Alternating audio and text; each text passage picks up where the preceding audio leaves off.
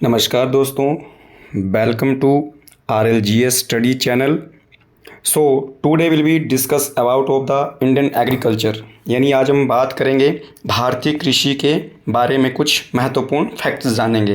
तो सबसे पहले हम बात करेंगे कि जो कृषि है वो किस भाषा का शब्द है। तो कृषि जो है वो लैटिन भाषा का शब्द है।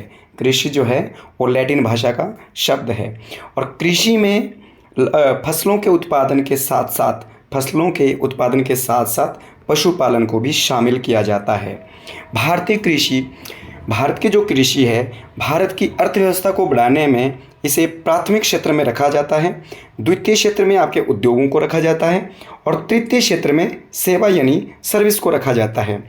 भारतीय जीडीपी को बढ़ाने में कृषि का जो योगदान है लगभग 16% है और दूसरे क्षेत्र में दूसरे नंबर पे आपका उद्योग और तीसरा जो सबसे ज़्यादा जिसका प्रभाव भारतीय अर्थव्यवस्था पर पड़ता है वो है आपका सर्विस। इसके अलावा भारत की जो कृषि है उसे मॉनसून का जुआ भी कहा जाता है, क्योंकि भारत की जो कृषि है वो भारत में सबसे पहले जो मॉनसून है वो केरल से शुरू होता है।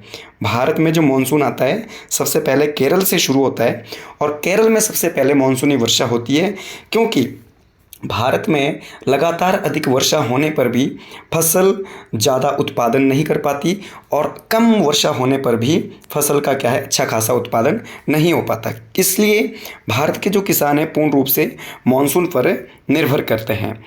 हालांकि भारत के किसान जो है अधिकतर जो फसलों को उगाने के लिए सिंचाई के उपयुक्त साधन उनके पास उपलब्ध है, परंतु फिर भी भारत के अधिकतर जो किसान हैं वो मुख्यतः कृषि पर निर्भर करते हैं।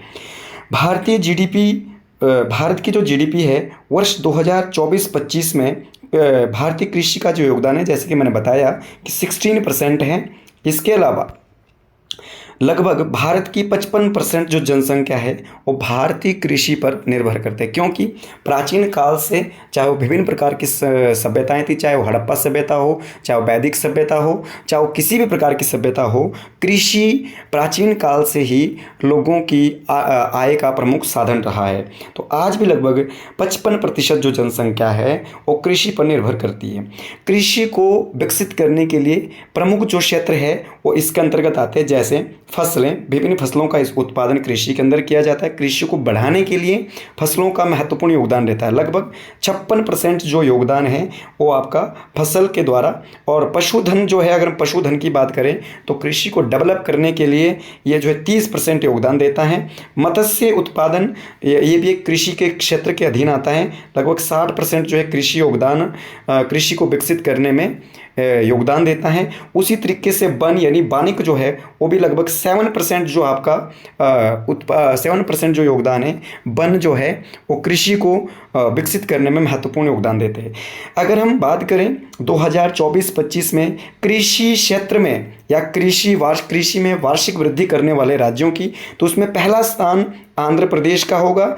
लगभग 8.8% जो वृद्धि है वो इसने इस वर्ष जो है, इस आपके जो वित्तीय वर्ष है उसको इंक्रीज किया है। दूसरे नंबर पे मध्य प्रदेश लगभग 6.3% की जो इंक्रीजिंग इसने कृषि में की है और तीसरे नंबर पे आपका तमिलनाडु लगभग इसने 4.8% की जो है वो वृद्धि आपका इसने कृषि में की है।